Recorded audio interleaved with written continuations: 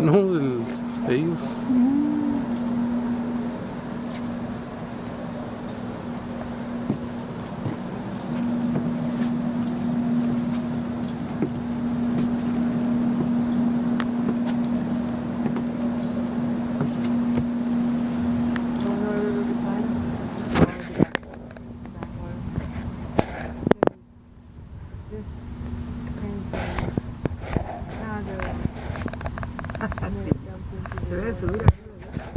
Could go from Chicago to the Illinois to the Mississippi? Is that the idea? Yep, that's exactly it. And did cargo go both ways? Or is it Both ways. Yep, there's two-way traffic.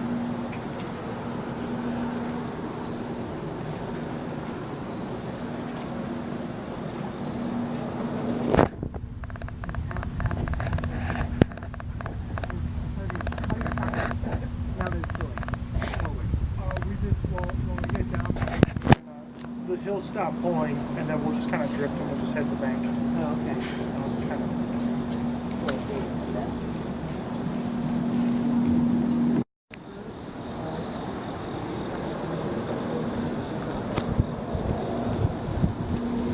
Emilia, una foto. I'll full time from here every day. Ahí va.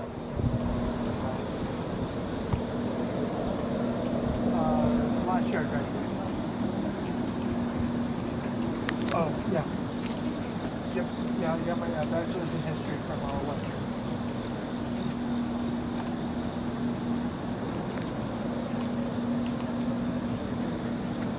Western Illinois. Emilia. Okay. Ya se fue.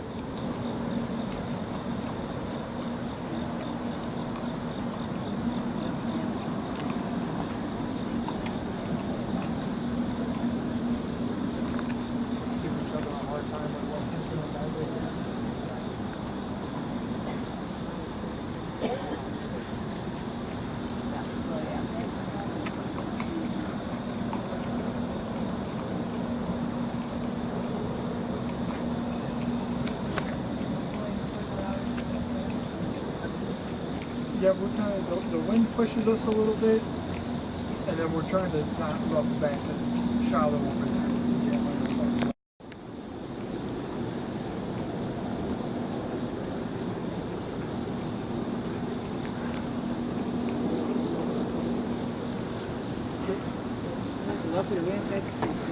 Seguro.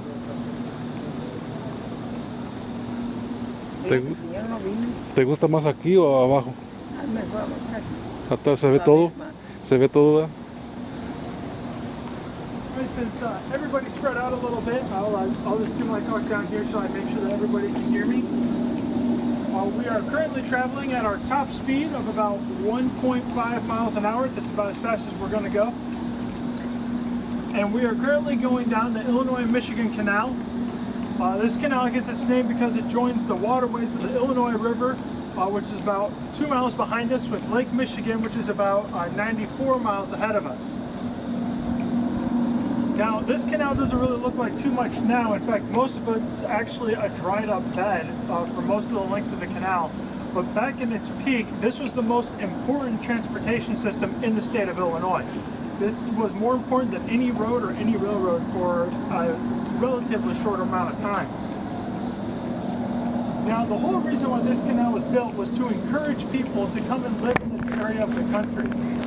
On the East Coast, the Industrial Revolution was really taking off. There was a lot of factories springing up.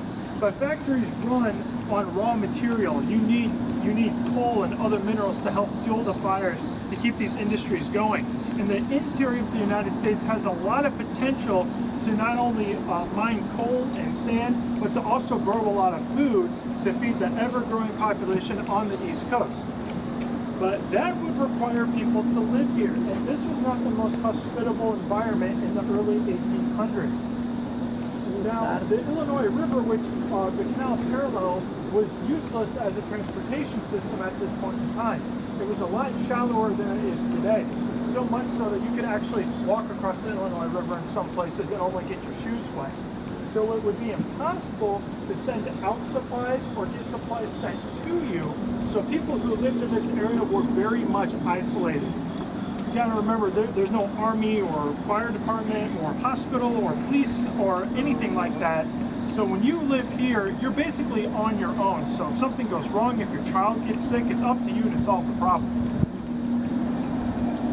In the 1830s, the Black Hawk War broke out in the Midwest, and some of it would find its way to Illinois. The infamous Indian Creek Massacre would occur in the northeastern corner of the county, where a handful of settlers were brutally killed by a hostile Native American tribe. Now, people in other parts of the state and other parts of the country, they're hearing this news, and of course they're hearing exaggerated and embellished versions of these stories.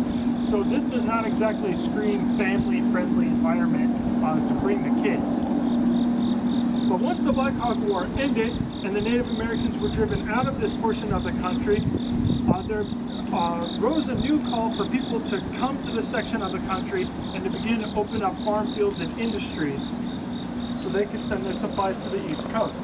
And the canal became the best way to almost light a beacon for people to realize that this could be a profitable place to start a life. But of course, a canal had to be built. This isn't something that can just appear overnight, and there's nothing natural about this waterway. This is completely hand-dug. And that task usually got put on those who were at the bottom of American society, at least in the north, and those were the thousands of immigrants who were flooding the United States in the early 1800s. Now, the vast majority of those who would work on this canal were from the nation of Ireland. They had escaped rough conditions, and in the 1840s they were escaping the famous potato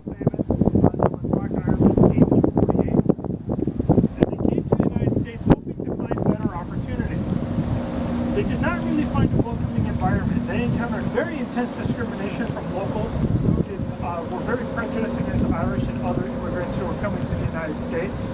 They often could not climb above the poverty line, and the only jobs they could find were the undesirable heavy construction jobs such as digging canals. Many of these men had helped build the Erie Canal, probably the most famous canal in the country. It was a 400-mile-long canal which connected the East Coast with the Great Lakes. Now, the Great Lakes are all connected to each other. You can put a boat in any one of the Great Lakes and go to all the other Great Lakes without ever having to go on dry land. Now, with the completion of this canal, it became possible to go from New Orleans on the Mississippi River all the way to New York on the East Coast using nothing but water and never having to take a wagon to go overland.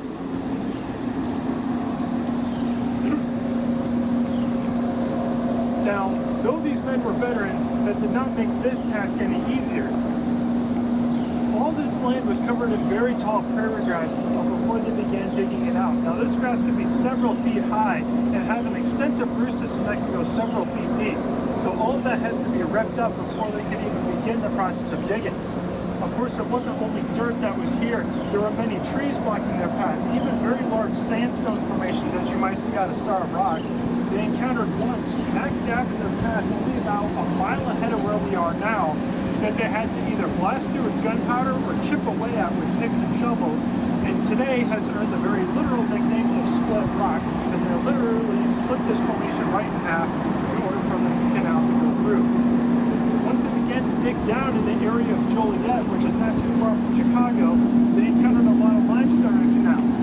Now, limestone would come in handy later as it is used in the making of cement. That's what they're doing over there. That's all they're doing in here. They're making cement. That's the Illinois Cement Factory. Gino, And though it would be very humble later, ¿es good? ¿Los dos? ¿Trajitis tres? No, aquí les dejo. Oh.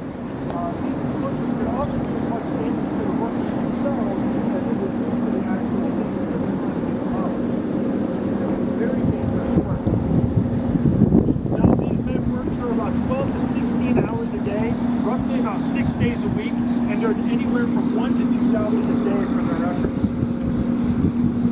They lived in very poor sanitary conditions, usually living only a couple hundred yards away from the canal itself, in huts that they made themselves, where they squeezed 4 to 6 people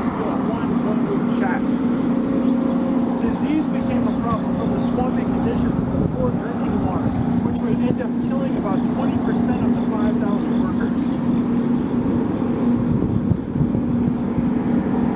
Now, only 1 year into construction, the Panic of 1837, one of the worst economic crises in our history, and the state of Illinois could no longer afford to pay the workers their wages for giving the canal. To make up for this, after construction was stopped, they began issuing what was called canal script, which was basically paper money, except you could only use it along the canal corridor.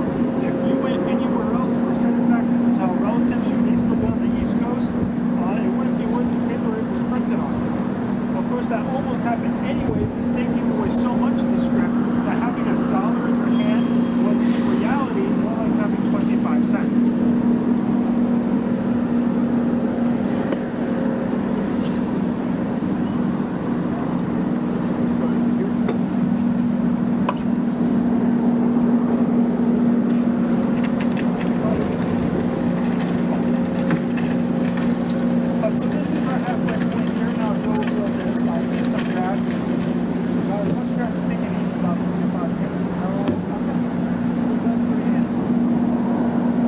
Está comiendo zacate, ¿no?